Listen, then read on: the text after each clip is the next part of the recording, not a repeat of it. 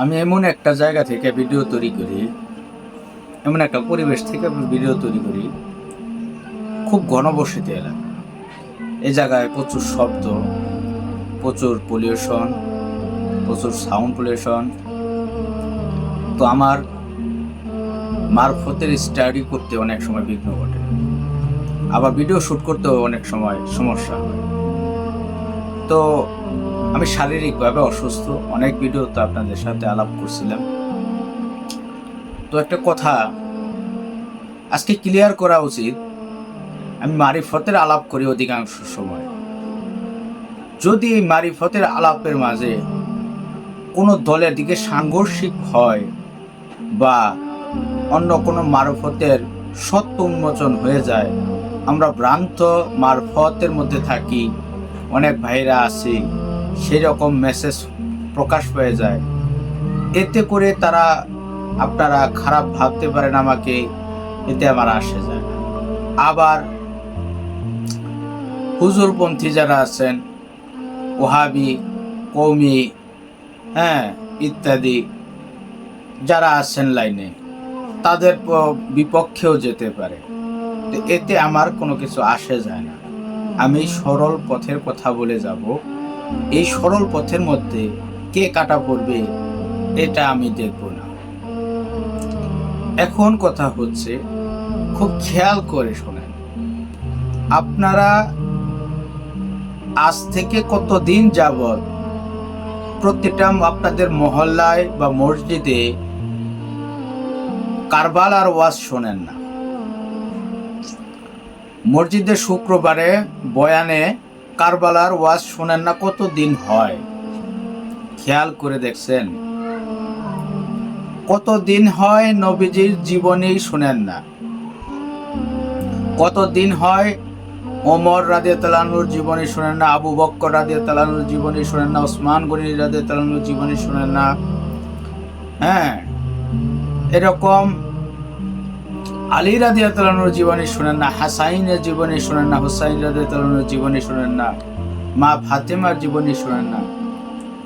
শোনেন শরিয়ায় কি কি করতে হবে, কি কি হয়েছে, বিভিন্ন ঘটনা বা সামনের মাসে কি নিয়ম, এর উপরে আলাপ করে। সামনে জিলহজ মাস, সামনে শবে কদরের মাস, সামনে শবে বরাতের মাস, সামনে রমজান মাস, এই মাসের ভিত্তিতে ওয়াজ করে। এটা তাদের ফর্মুলা। কিন্তু আমার কথা অন্য জায়গায়। মসজিদ, প্রত্যেকটা মসজিদের ইমাম হচ্ছে নেতা। ইমাম শব্দের অর্থ হচ্ছে নেতা। সে নেতার কাছে সকলে যায়, তার কাছ থেকে আমরা যে সময়টা পাই, সেই সময়ে ইসলামের দীক্ষা লাভ করব, শিক্ষা লাভ করব, নবীজির জীবনী শুনবো, অজানা কথা শুনবো, মেরাজের কথা শুনবো, এইরকম হাসাইন হুসাইনের কারবালার ওয়াজ শুনবো, শুনতে পারি না। তো এতে করে কি কোনো একটা আভাস পাওয়া যায়?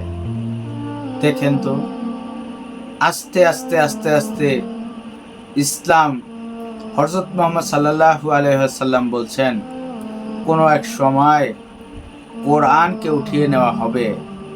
এক রাত্রের বেলা কোরআনের সমস্ত কালো অক্ষর উঠে যাবে। আবার ইসলামের যত আইন কানুন আছে আস্তে আস্তে বিলুপ্ত হয়ে যাবে। এমন একটা সময় আসবে যে মানুষ কালেমাও ভুলে যাবে। এর কারণ কি? কেন বলছিলেন? কারণ চর্চা না থাকার কারণে,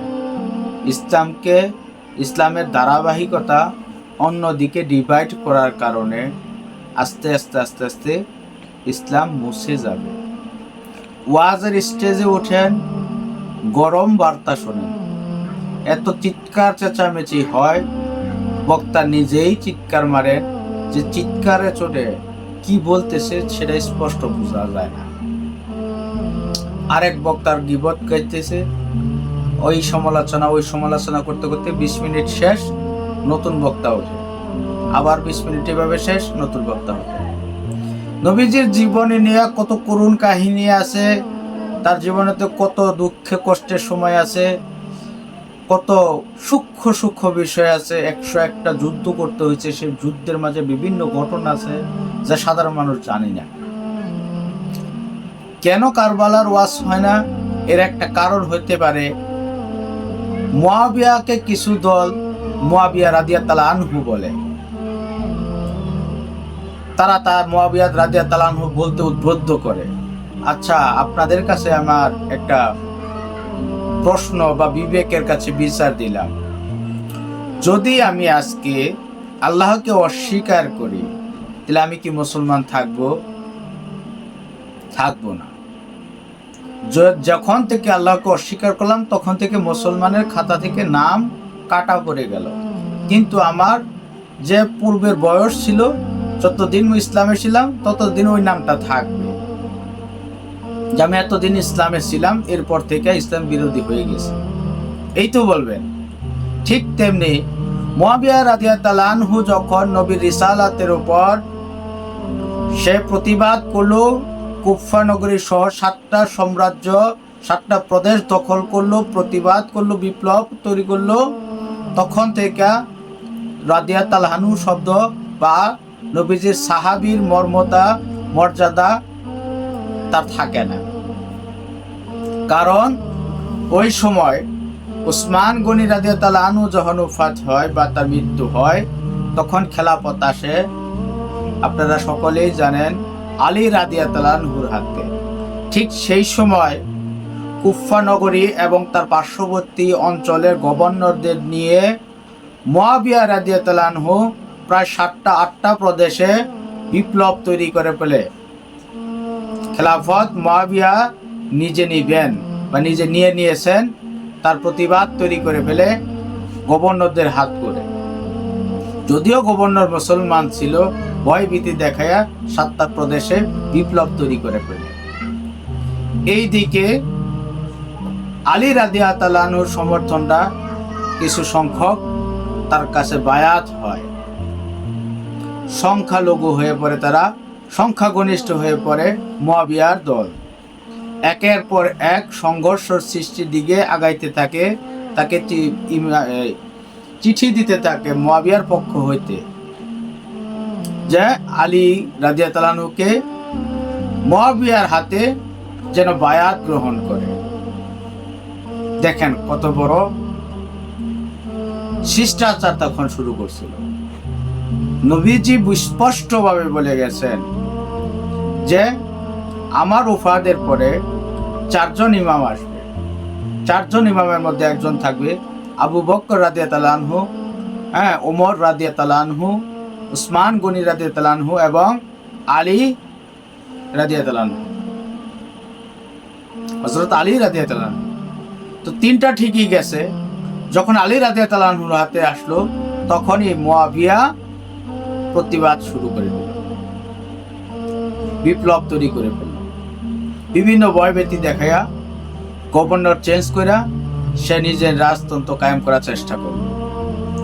সংঘর্ষ এড়ানোর ক্ষেত্রে আলী রাদিয়াল্লাহু আনহু 6 মাস আনতে তার হাতে 30,000-এর উপরে মুসলমান বায়াত হয়েছিল।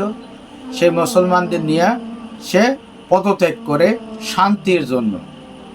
এই মর্মে যে মুয়াবিয়া রাদিয়াল্লাহু আনহুদের ওফাতের পর, মুয়াবিয়ার মৃত্যুর পর পুনরায় সেই খেলাফত আসবে হাসান হুসাইনের হাতে,